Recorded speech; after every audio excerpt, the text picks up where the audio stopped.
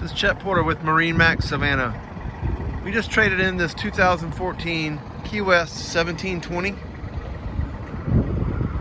The boat is powered by 90 horsepower Yamaha 4-stroke with stainless steel propeller. There's an 8-foot power pole installed. The boat has a nice live well in the transom. Flip-flop seat with storage. A Garmin 50S with transducer.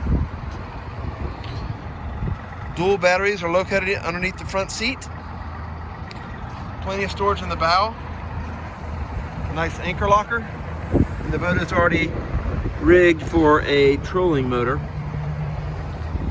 There's a battery switch underneath the helm to keep the batteries fully charged and ready for a trolling motor.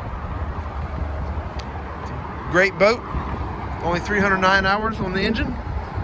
Call us today, MarineMax Savannah. Thank you very much.